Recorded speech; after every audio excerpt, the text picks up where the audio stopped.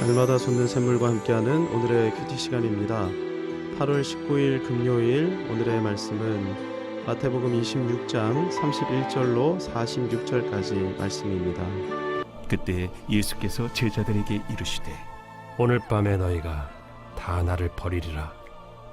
기록된 바 내가 목자를 치리니 양의 떼가 흩어지리라 하였느니라. 그러나 내가 살아난 후에 너희보다 먼저 갈릴리로 가리라. 베드로가 대답하여 이르되 모두 주를 버릴지라도 나는 결코 버리지 않겠나이다. 내가 진실로 네게 이르노니 오늘 밤 다굴기 전에 내가 3번 나를 부인하리라. 내가 주와 함께 죽을지언정 주를 부인하지 않겠나이다.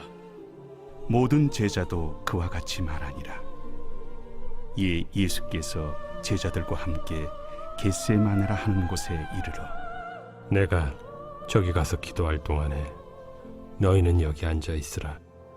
베드로와 세베대의 두 아들을 데리고 가실새 고민하고 슬퍼하사 내 마음이 매우 고민하여 죽게 되었으니 너희는 여기 머물러 나와 함께 깨어 있으라.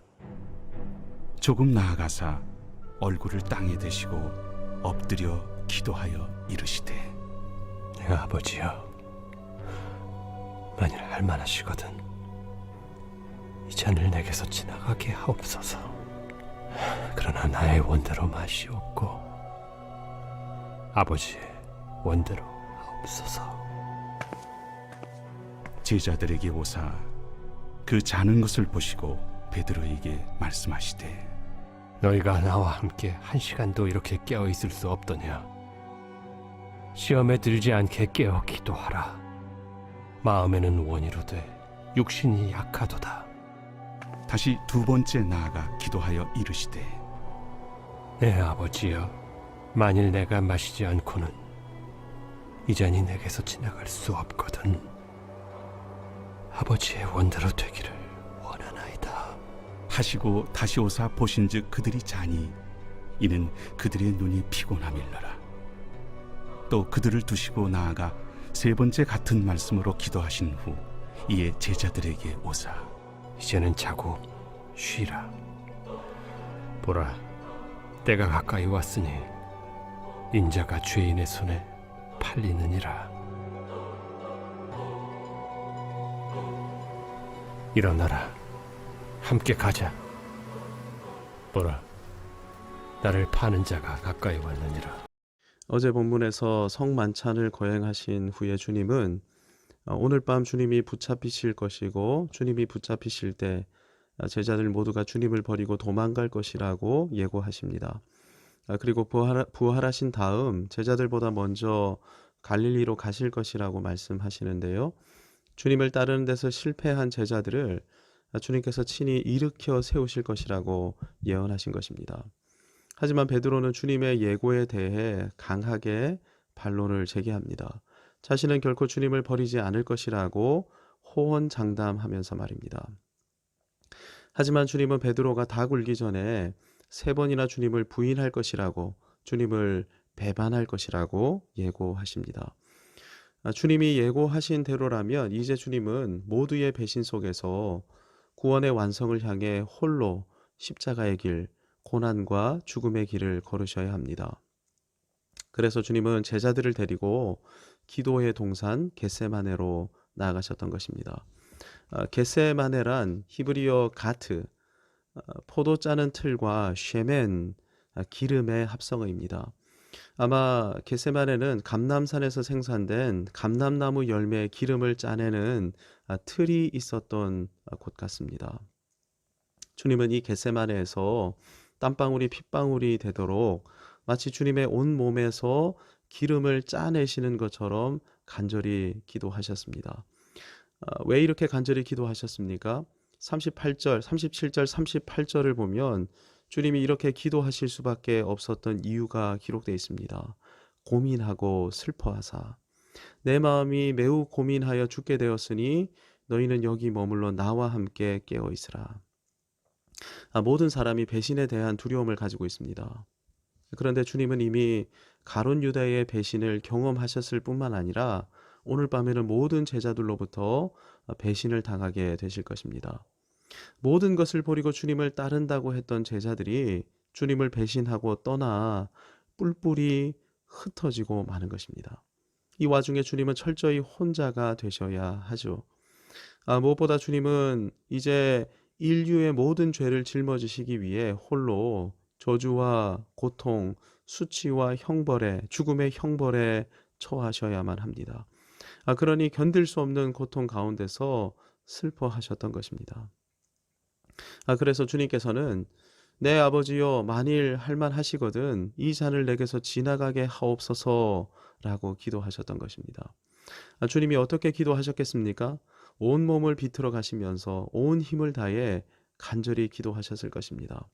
누가의 기록에 의하면 마태를 포함한 대부분의 제자들은 주님과 돌 던질 만큼의 거리에 있었는데요. 마태가 주님이 기도하신 내용을 명확하게 기록한 것을 보면 주님은 분명한 기도의 내용을 큰 소리로 기도하셨음이 분명합니다. 온 몸을 비틀어가며 큰 소리로 기도해 보신 적이 있으실 것입니다. 큰 소리로 기도하다 보면 호흡이 모자라서 횡격막에 통증이 느껴지기도 하고 온 몸에서 땀이 흘러내릴 때도 있습니다. 주님이 이렇게 기도하셨던 것이죠. 그만큼 인성을 지니고 계셨던 주님께 완전한 배신과 고난과 저주, 죽음의 십자가는 견디기 쉽지 않은 고통이었던 것입니다. 주님의 고난과 죽음은 죄인인 나를 대신해 받으셔야 하는 것이었기에 고난과 죽음에 있어서 주님은 완전한 인간이셔야만 하셨던 것이죠. 그래서 주님이 이 고난의 잔을 피할 수만 있다면 그렇게 하게 해달라고 솔직하게 기도하셨던 것입니다. 하지만 주님의 겟세마네 기도의 결론은 그러나 나의 원대로 마시옵고 아버지의 원대로 하옵소서였습니다. 주님이 이 땅에 오신 이유가 구원의 완성임을 주님은 누구보다 잘 알고 계셨던 것이죠. 우리의 기도의 끝이 어떠해야 합니까? 우리의 기도의 끝이 무엇이어야 합니까? 내 뜻을 내려놓고 아버지의 뜻을 붙드는 것이어야 하는 것입니다. 그런데 이것이 정말 어렵습니다. 내 생각, 내 뜻, 내 계획, 내 성공, 내 인생, 내 자녀, 내 사업, 우리 대부분은 나를 축복하셔서 나로 하여금 번성하고 건강하고 성공하게 해달라 이렇게 기도하지 않습니까? 네, 이렇게 기도할 수 있습니다. 그래서 우리는 내 뜻, 내 소원도 명확하게 알아야 하고 무엇보다 아버지의 뜻, 아버지의 마음을 분명하게 알아야 하는 것입니다. 내 뜻과 내 소원이 아버지의 뜻이나 아버지의 마음에 부합하는 것이라면 우리는 담대함과 확신 속에서 선하신 주님의 뜻이 이루어질 것을 신뢰하는 마음으로 감사함으로 기도해야 할 것입니다. 그런데 문제는 아버지의 뜻과 내 뜻이 충돌할 때입니다. 이럴 때가 훨씬 더 많을 것인데 아버지의 뜻을 어떻게 합니까? 아버지 하나님의 말씀을 통해서 알게 되죠. 그래서 모든 기도회의 시작을 찬양과 말씀으로 시작하는 것입니다.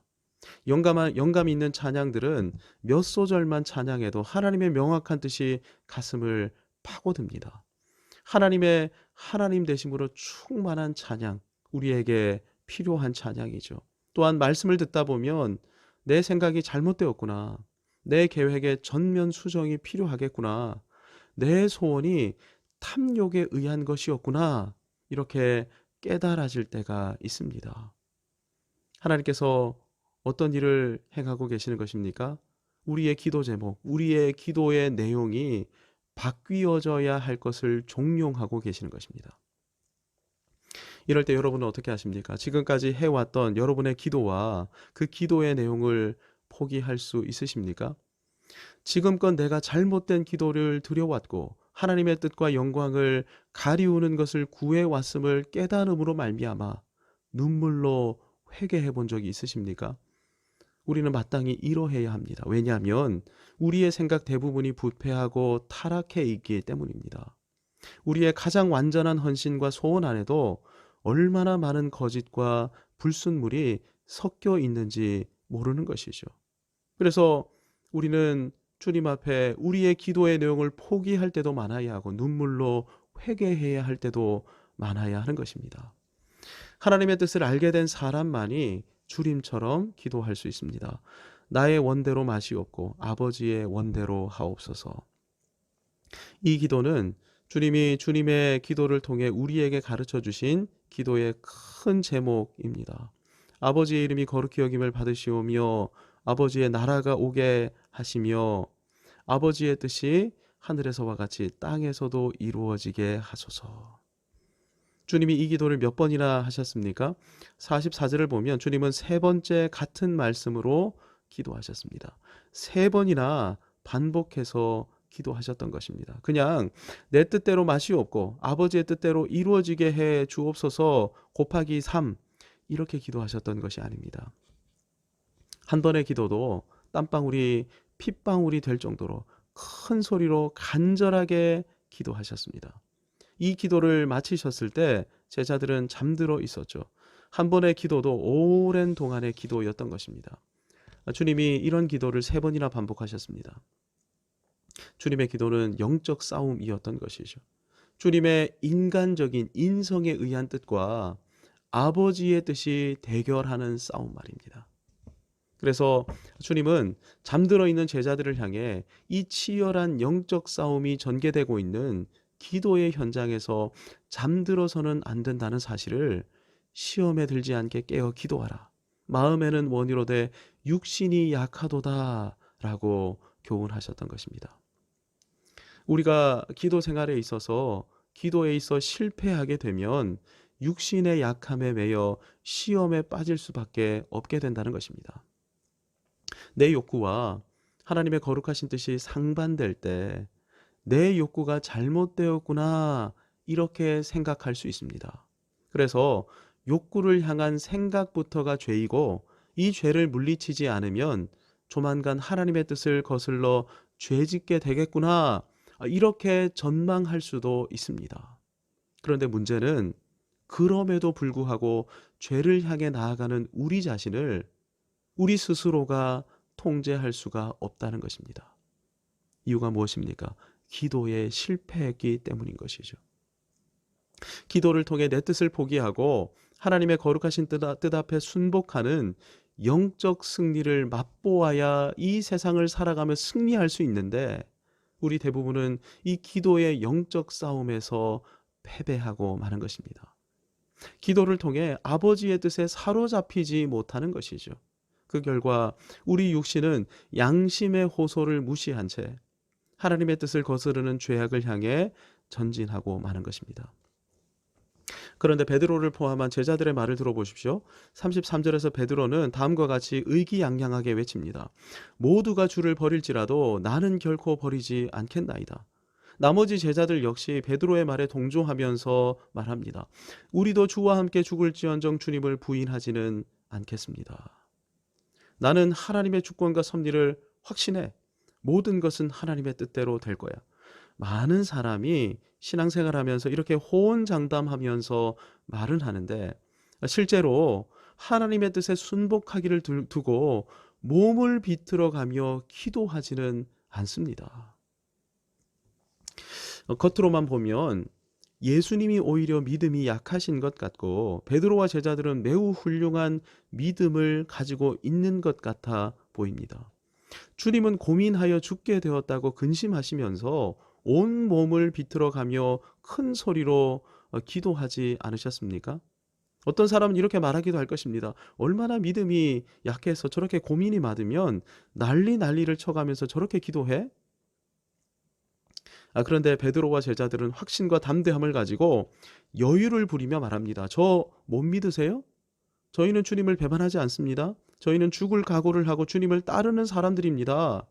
얼마나 믿음이 충만해 보입니까? 하지만 기도하지는 않습니다. 기도의 자리에 나와도 졸고만 앉아 있는 것이죠. 이들의 실체가 56절에 분명하게 나타납니다. 호언장담했던 이들은 모두가 주님을 버리고 도망가고 말았습니다. 시험에 빠지고 말았던 것이죠. 깨어 기도하지 않을 때 제자들의 모습은 정확히 우리의 모습인 것입니다. 우리도 우리의 약함을 핑계 삼으며 주님을 배반하며 살아왔던 적이 얼마나 많이 있습니까? 그래서 우리가 기도해야 하는 것입니다. 우리의 연약함을 인정함으로 겸손히 엎드려 기도하면서 은혜를 구해야 하는 것이죠. 믿음의 고백도 매우 중요하지만 우리는 우리가 고백한 대로 살 수 있는 존재가 아니지 않습니까? 우리 역시는 매우 연약하지 않습니까? 그래서 깨어서 기도할 줄 알아야 하고 무엇보다 하나님의 뜻을 깨달아 알므로 기도 가운데 하나님의 뜻에 순복하기를 결단할 줄 알아야 합니다. 오늘 하나님께서 주신 새로운 날입니다. 주신 말씀을 붙들고 하나님의 뜻을 구하며 기도합시다. 믿음으로 고백하며 믿음의 고백대로 살도록 은혜 베풀어 주시기를 구하며 기도하며 하나님의 보좌 앞으로 나아가겠습니다. 하늘에 계신 우리 아버지, 아버지의 이름을 거룩하게 하시며 아버지의 나라가 오게 하시며 아버지의 뜻이 하늘에서와 같이 땅에서도 이루어지게 하소서.